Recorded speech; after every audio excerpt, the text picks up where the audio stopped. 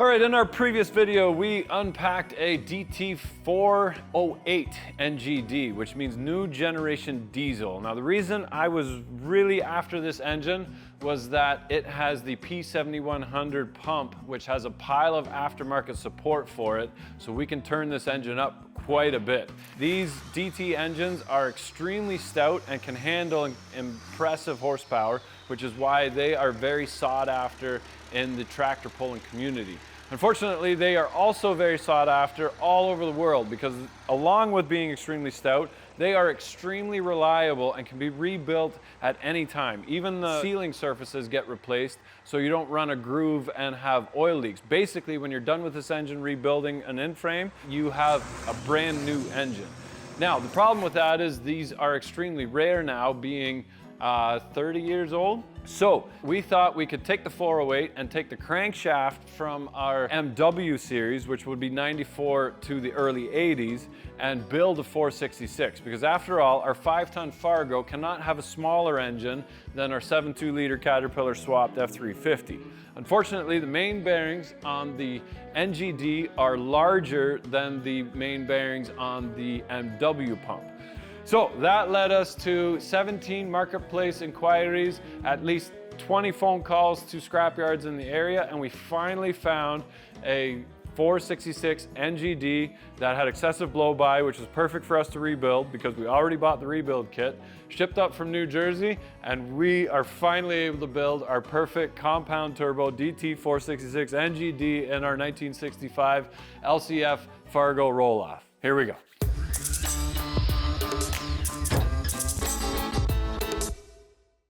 The story is he bought it from a farm auction just down the road. Lightly seized.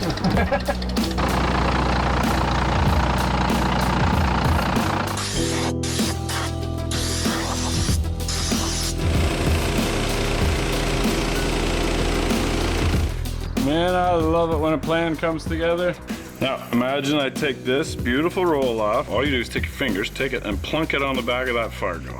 I'm very excited about this flatbed. We're gonna cut this log as quickly as we can and put that on the Fargo bed before we turn into winter. When you find a unicorn, you can't just not go and get a unicorn. We'll be rebuilding the DT408 and the 466 together. That way we can hop it up with the P7100 pump. And that's because I really like that truck. I see so many uses for this truck, I gotta build it right. What you got, Andy? It's Christmas.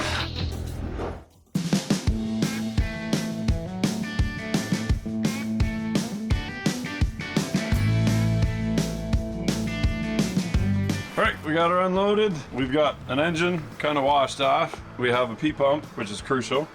We have 2 so-so batteries, which probably won't be enough.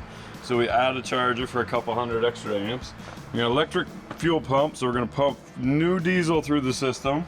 And we're gonna add a little bit of Spirax ATF just to lubricate those injectors and the pump, because I don't know when the last time those run. And it doesn't really matter because we're rebuilding the pump, we're rebuilding the injectors, we're gonna make them bigger. We're not using this crankshaft, we're not using the connecting rods, we're not using these pistons or these liners because we're gonna rebuild the whole thing. But I wanna hear some choo-choo noises. I wanna see some smoke pouring out the back. I wanna hear some unadulterated, straight pipe exhaust noises coming out of this whirly-bird right here. Doesn't matter if we don't oil this thing first anyway because we're replacing this with 2 different turbos. And we'll probably replace this exhaust manifold at the same time. So, it's not gonna be a whole lot left of this, other than, you know, front timing cover, oil pan, AC compressor, and whatever else. I don't know when the last time this thing ran, but I think I can get it running with before 3 full revolutions. That's what I'm gonna go for. Let's see. Here we go. The fact that the fuel filter is extremely rusty doesn't inspire confidence. Ugh. It's got that Varsily smell. I think that's 2012 vintage, if I'm not mistaken. I think so. Pour the fuel to the outside of the filter, it still gets filtered. Got a little electric pump, it probably doesn't make that big of a difference, but well, that filter's getting heavier. Oh, my left hand's got a squeeze. I hope that's the right fuel filter.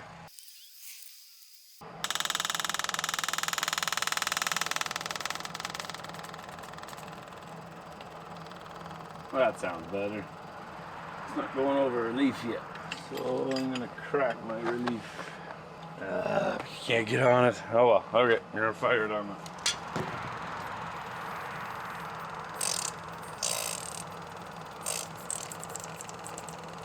Okay. Howler. Okay, here we go.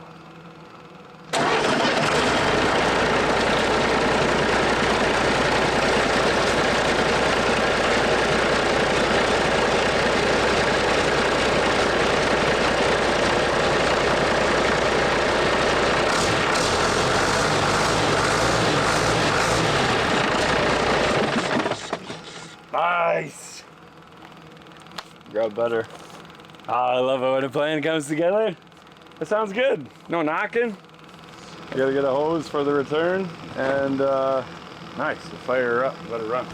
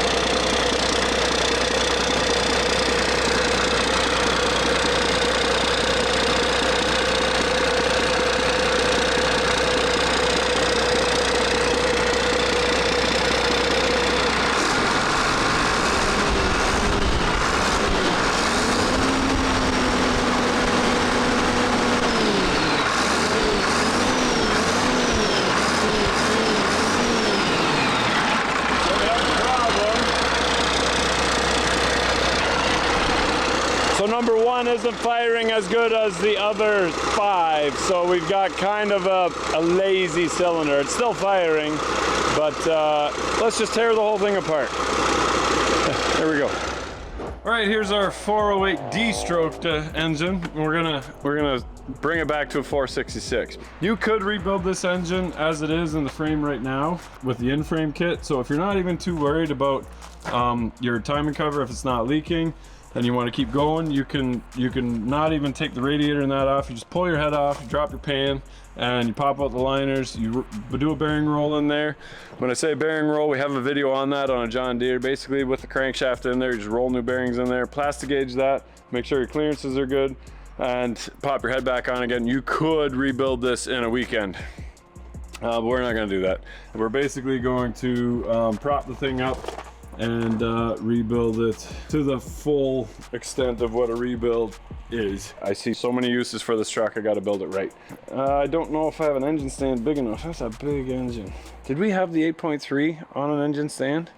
You know what, if I just take the cylinder head off and the rear bell housing off and the AC compressor and the injection pump, it'll be borderline, but it'll be easy enough to rebuild the lower end on the engine stand then if I bolt it on sideways. So that's gonna be the plan. Yeah, pull the starter off. I can make this 1,800 pound engine like 1,200, which is the max for the stand. Could hold Princess on it. We'll keep an eye on stress cracks, make sure it doesn't fall on our toes. All right, so just one seized bolt. All of them came out except for one. Of course there's one, there's always one. So the problem is that bolt is seized in the aluminum, so it's stuck in here. So we're gonna feed it a crayon. What we're gonna do is try and heat this up and then just feed some crayon into it. Hopefully that'll draw it in. Hopefully that'll expand this enough. See how that goes.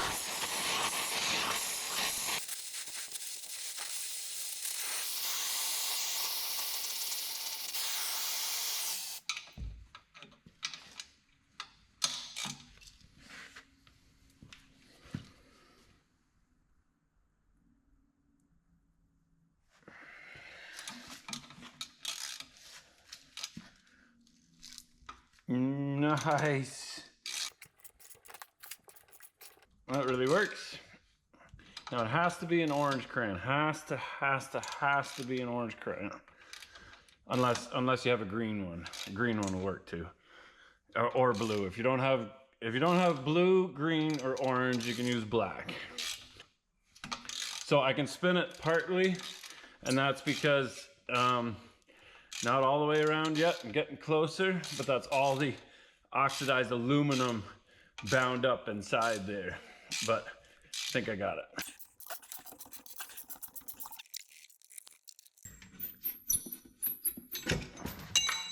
Look at that. That's how gummed up that is.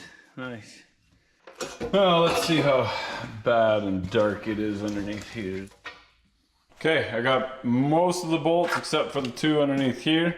And you could take the turbo off and get at them, but I'll just flip the head upside down and cut the heads off because I can't get at them. They're a giant pain in the butt. This one looks like it's already been looked at. Looks like this has been torqued down and marked along with valve set, but who knows when that was. But we're gonna take the injectors out, take the injector line off, take this off. Now number one wasn't running as hot as the rest, and that could just be a valve set. We have a video on how to set the valves, and if you haven't set the valves in a while, what happens is the seats wear a little bit and your valves get closer in. That takes up the play in here, and when it gets hot, it doesn't close the valves all the way. So you don't get a complete burn. So it's good to set your valves every 50,000 kilometers or so, 30, 40,000 miles, and you're all set. We even have a shirt, 153624, to tell you how to set the valves. So go to DeBossGarage.com and you can see that. You just look down, the numbers are upside down to help you kind of cheat to set those valves. I'm just gonna pull this apart. I'm just saying that could be an issue. I could set number 6 to rock and number 1 would be on compression, and then I could check the valve setting. But I'm just gonna carry on because I got lots to do.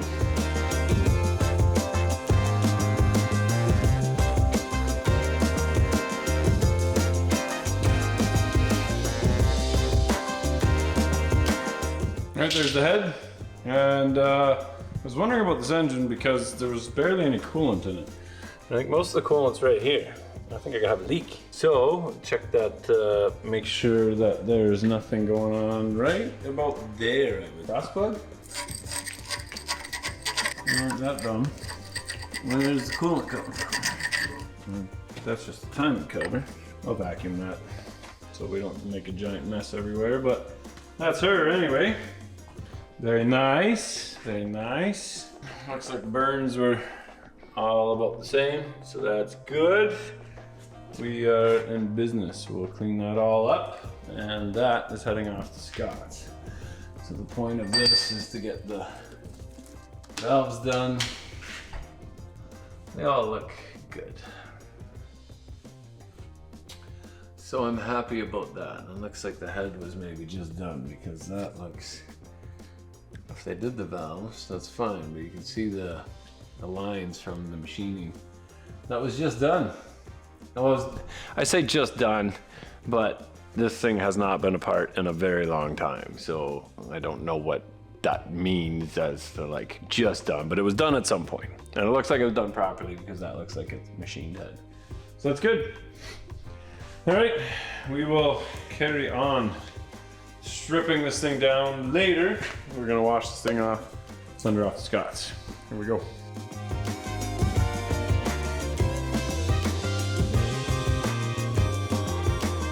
Is kind of pressure washed off and ready for Scott. He likes it when it's not dripping in oil and covered in crap. Okay, so which way do I take my fan off? Is it left hand thread or is it right hand thread? I gotta get this off because there's some bolts behind here that I need to get at. Basically, you know that it spins this way because it's taking the air and it's pulling it through the radiator, which means that if this was normal right hand threads, and we unspun it this way, it would walk itself off with just the resistance of the fan. So if your right hand side of the blade is closest to the radiator, looking at it from the front here, it would be left hand thread. If your pitch is the other way because your fan belt routing is the other way and your left hand of the blade is closer to the radiator, it would be right hand thread, normal. So just try to think of it. it's opposite. Now, if you take a wrench and stick it on here and smack this, because it's left-hand thread, it should come loose. But because this is Ontario, it's not gonna come loose, and we still have to use some heat. So we're just gonna take a rosebud and we're just gonna warm up on one side. Just open up those threads a little bit. Take a 2-inch wrench, smack it with a hammer, see if we can get it off. Yeah, let's give this a go.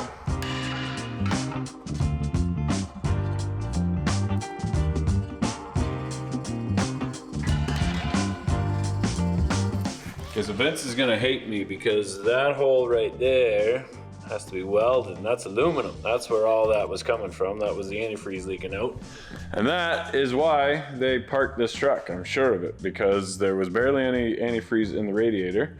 And they would have to pull the cylinder head or the timing cover to get at that. And both of them are a giant job. So only somebody like me at the Boss Garage would ever tackle this thing. Everybody else would have written it off. But honestly, Vince, we can convince him that, you know, this thing's gonna be awesome, and that even though this is 95, 30 years old and completely rotten and corroded cast aluminum, he's gonna take that up and he's gonna make it look awesome somehow.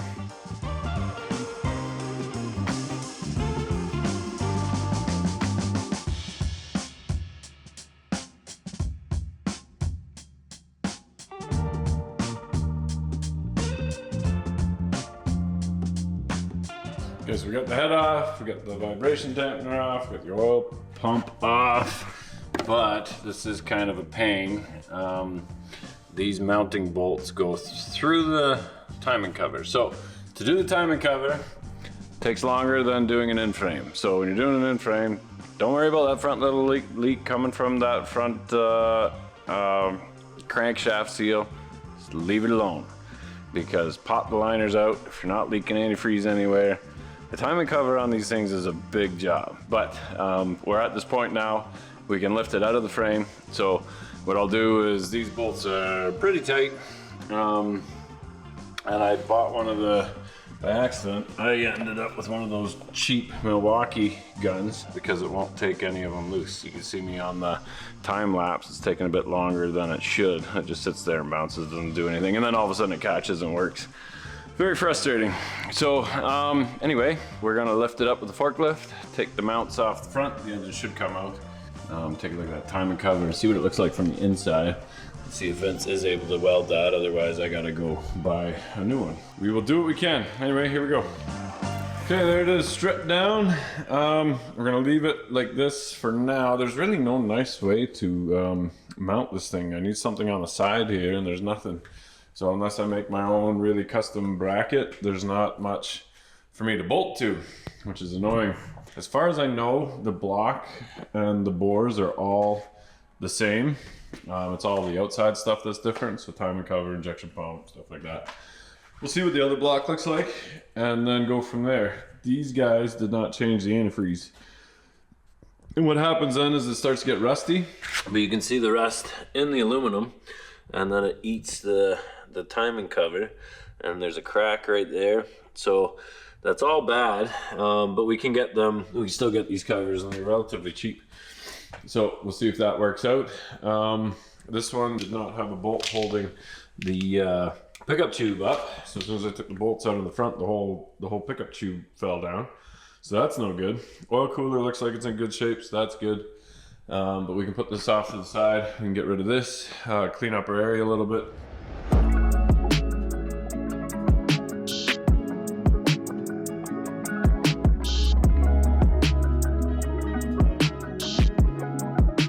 All right, so I got the shop kind of cleaned up, and now I just have to clean all of my parts. But while Aaron's here, I want to talk a little bit about the wet liners. So basically you can see this is where the piston goes in, and we just have a couple O-rings at the bottom to seal the coolant from getting into the oil pan. And these engines are so nice because they're basically, you can rebuild the entire thing by just popping these liners out. You get a match set with new pistons in it. Sometimes the rings are even installed on them already. You basically drop this in, make sure that your protrusion is accurate so it seals on the head gasket on the top. and you have a brand new engine, this isn't like we're just honing it or we have to bore it to put larger pistons in it. Pop the liners out, put them back in again. We have a brand new engine. So when we say we do an in-frame, it means you leave the entire timing cover alone. If your front main seal's not leaking, your rear main seal's not leaking, there's really no need to take that off.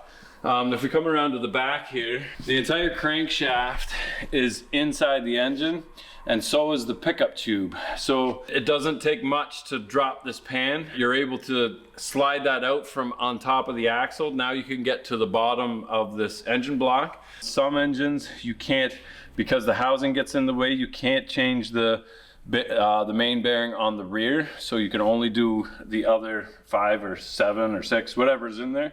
Now the only issue that I've seen, some of the late 90s John Deeres were bad for this.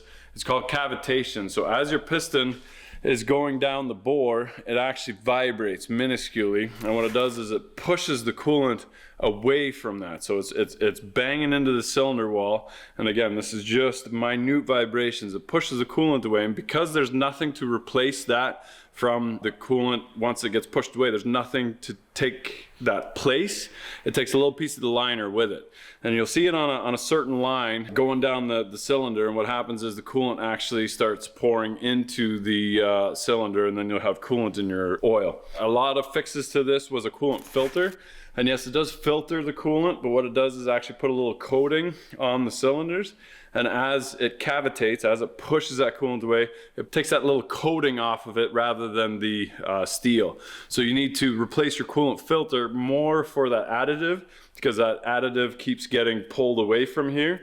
Because not every engine has a coolant filter. Like every engine has an oil filter. You have to filter the oil. You don't necessarily need to filter your coolant, but you need that additive to protect your wet sleeves to prevent cavitation. So we've got new liners, new pistons, they're all going in. I did put a piston beside the other piston to make sure that didn't do all this for nothing. It definitely was a 408. You see the stroke is a lot smaller. The connecting rods are quite a bit shorter. Now I'm just going to pressure wash the box, clean it all. It's not as rusty as I thought it was, so we should be okay.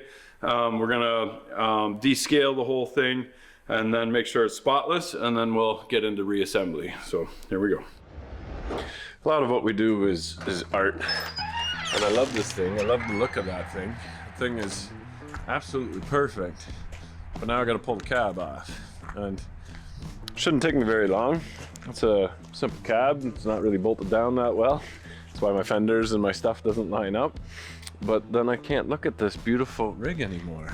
Like, without a cab on it, it's gonna look like poo. But well, then I can roll it back, and we'll get nice, easy access to the engines. Here we go.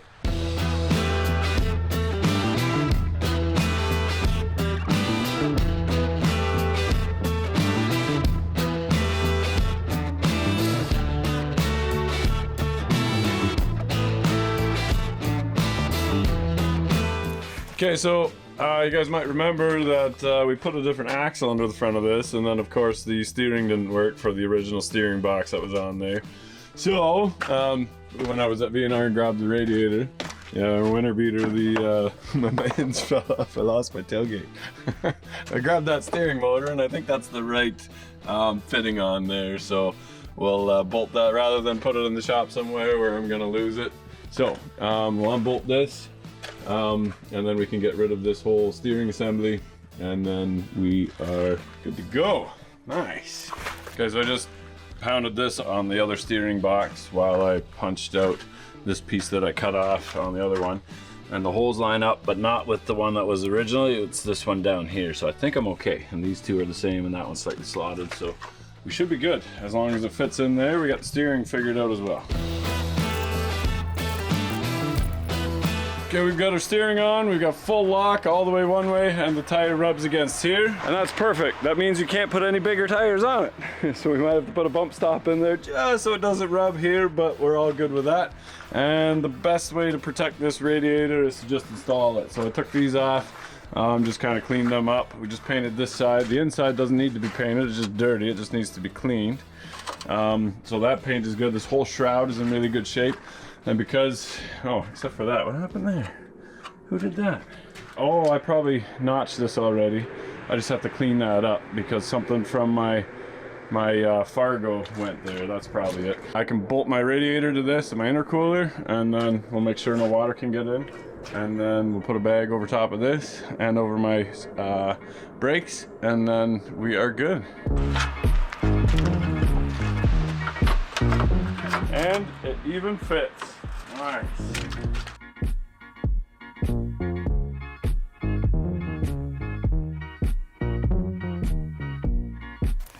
All right, so it's nice having a win. 3 major problems fixed all at once.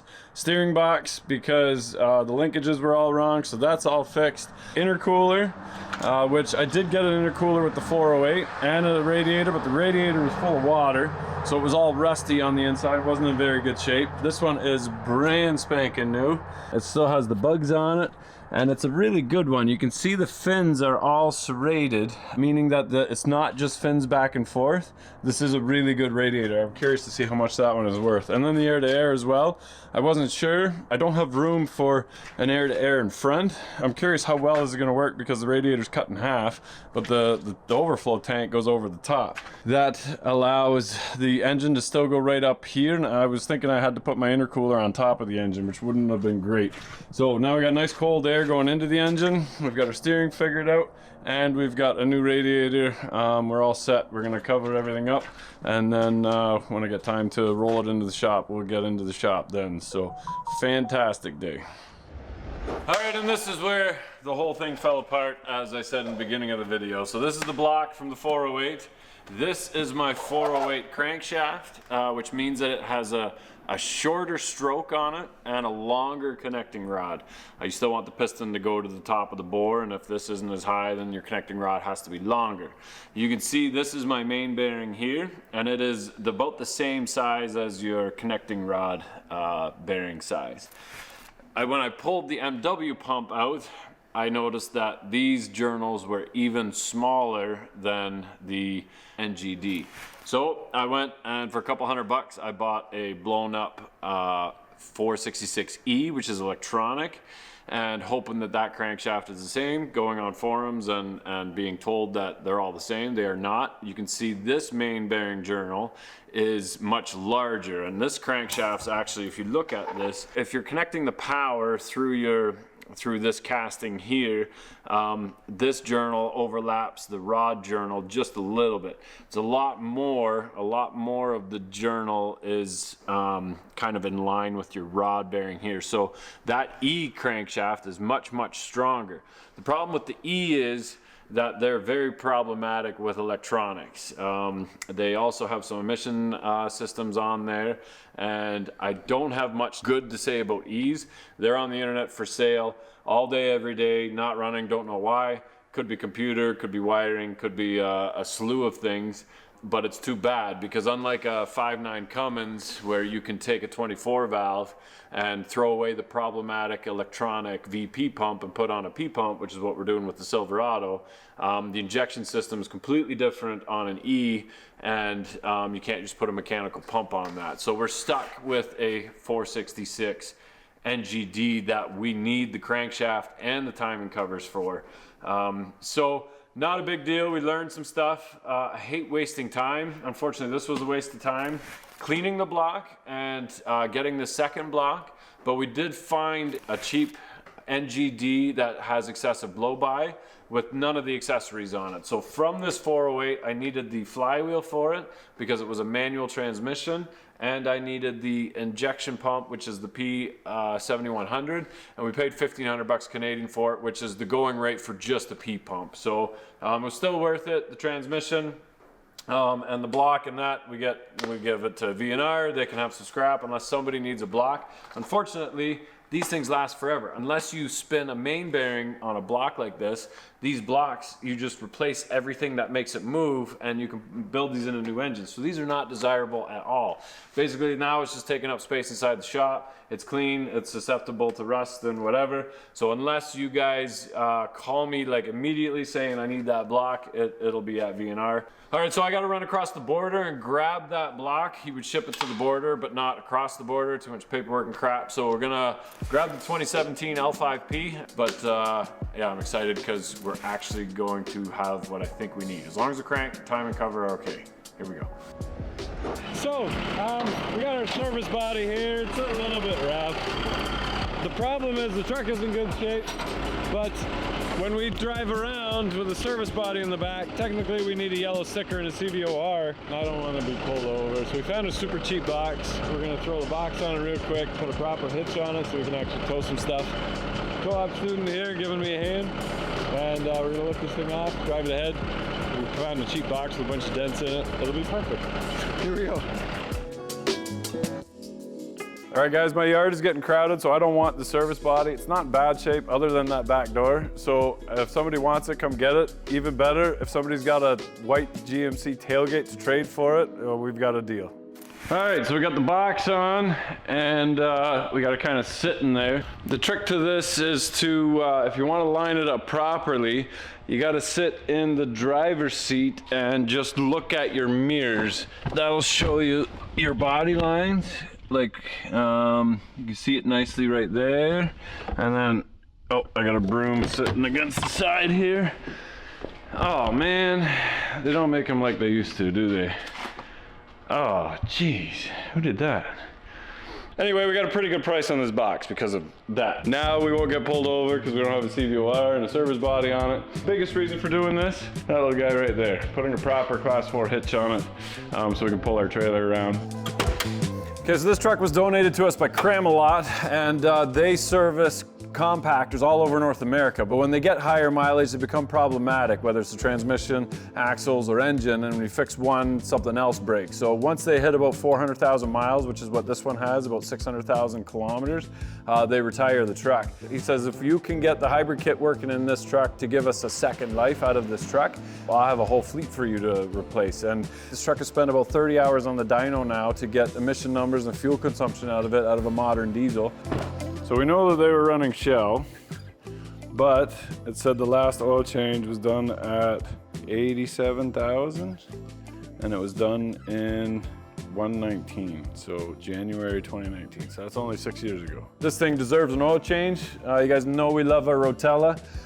So this thing needs 1540 T6. It's a perfect synthetic solution for the high combustion pressures and the high injection systems, and we'll keep this thing going for longer yet. And who knows, maybe after we put our 3.8 in there, this whole driveline will still be for sale for somebody who wants an L5P that has been properly maintained. And that is the key. You want it to last, do your maintenance, guys. The drain plug was finger tight. I didn't have to touch it at all. I put the wrench on it, like the wrench fell. I'm glad I did an oil change because we got a long trip to do on this. We lost the oil drain plug, we'd be in big trouble. And right now, get up to $80 in digital gift cards when you buy Shell Rotella, either T4, T5, or T6 at Canadian Tires. Go check them out.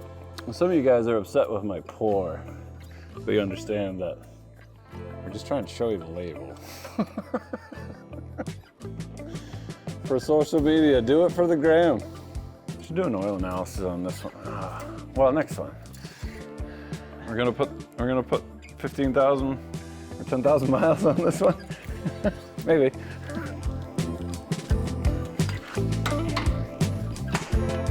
I'll grease it for a minute, and then I think we're good to go. Steering is still greasable on these. I knew I liked GM.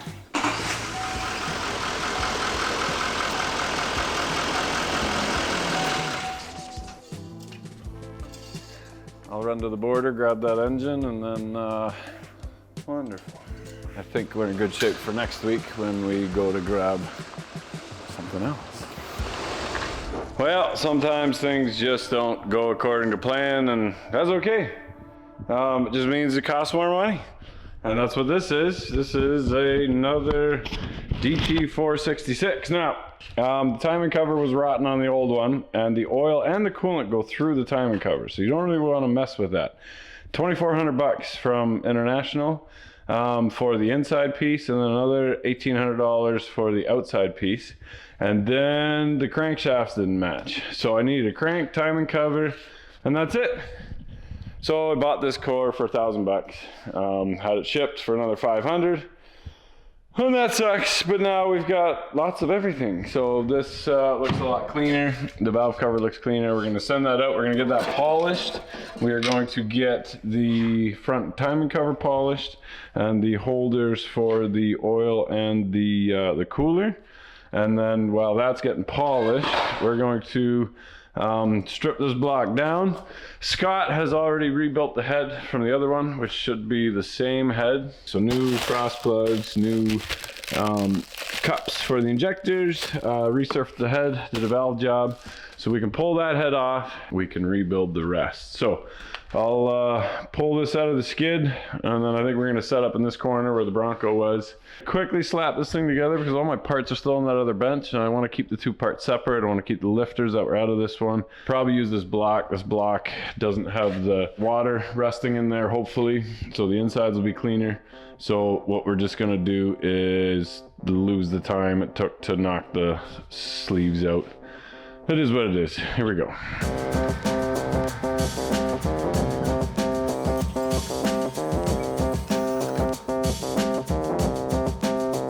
Okay, so I think I'm in good shape. That doesn't look rotten. Now it was leaking down there. You can see a little bit coming out there. So that's your water pump, but that's leaking to the outside. So it's probably having a little drip coming down in that corner, but that's why we take it apart. And we can pull the head off, and then we can pull the camshaft off and pull this front cover off, and then we'll get that all cleaned up.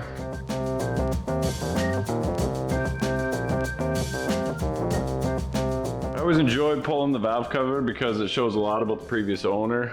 If there's a lot of sludge or black oil or crap in there, you know, that hasn't been maintained properly. This oil looks really good, nice and clean. We've got marks on the valves, meaning that they took their time and care setting the valves when they worked on it.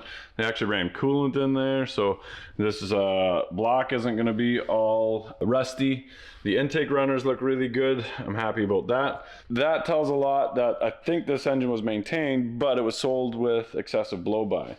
So that could be something like a cut in an intake boot after the air filter, sucking in a lot of dust and dirt off of road or construction equipment. Who knows where this was out of? I guess I could check the VIN, but if the top end looks good, the bottom end should look good. So my crankshaft, which is the only other thing I really need, I just need the crankshaft and I just need this timing cover, and that's basically it. That's why I bought it, but I'm feeling good so far.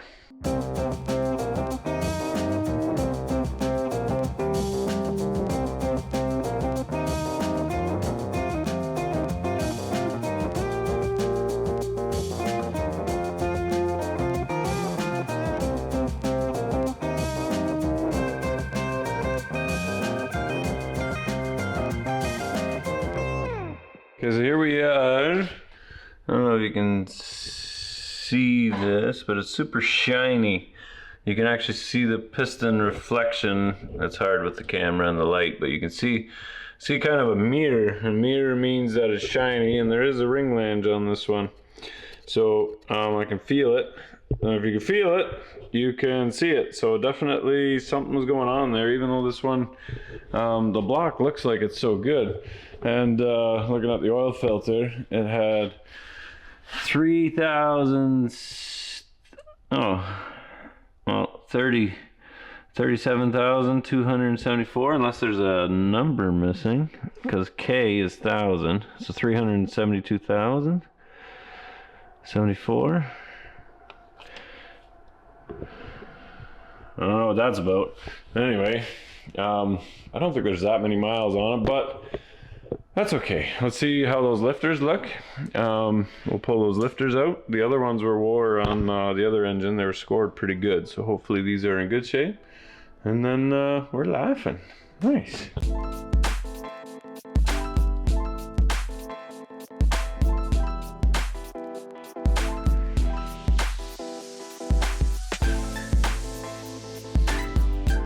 All right, so we're gonna take the valve cover and go get that sandblasted before we start polishing that. And I think it's pretty rough texture already. I don't think we can make it any worse, but we've got the spare one to practice on before we do this one. The block is completely stripped, and now we're gonna flip it over, knock the pistons and the liners out, and then more cleaning. Lots of cleaning. Ah, jeez, that almost fell off the forks. But it didn't, because I'm a professional. Just don't do that, because that was pretty close.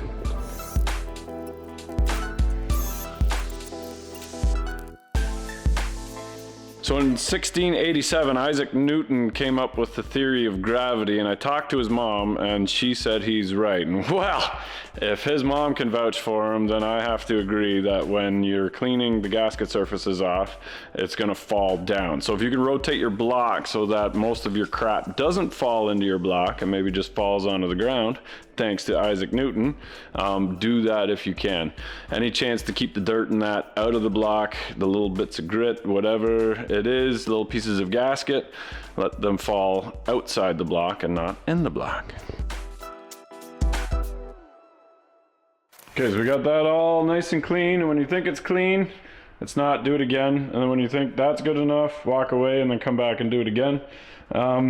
Really got to get down in here, especially in that groove there, so that your liners sit down flush, and make sure that the O-ring, where the O-rings sit in the bottom of the bore, that's nice and clean too.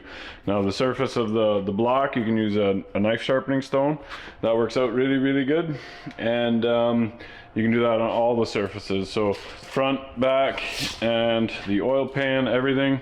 Now if you're using anything that makes sparks, stop. Sparks means that there's metal leaving and you don't want to take any metal off. You want to take carbon and gasket and whatever else off, but leave all the steel. I left the crank in so that nothing accidentally falls into any oil galleries. And then having it sideways like this, everything kind of drops, and then have a vacuum close by. If you blow it around, it just kind of blows into the atmosphere. It's just poof, it's here. When you suck it, it gets stuck inside there, and that's one less piece of dirt that can potentially do some damage to bearings or sleeves. Here we go.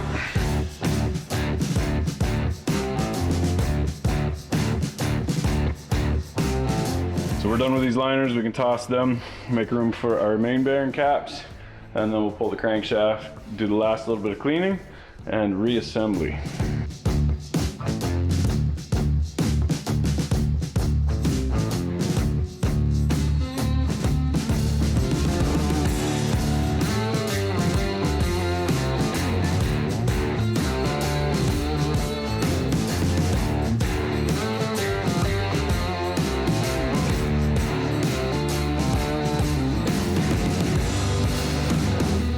Okay, we're back here at MC Mobile Wash. All right.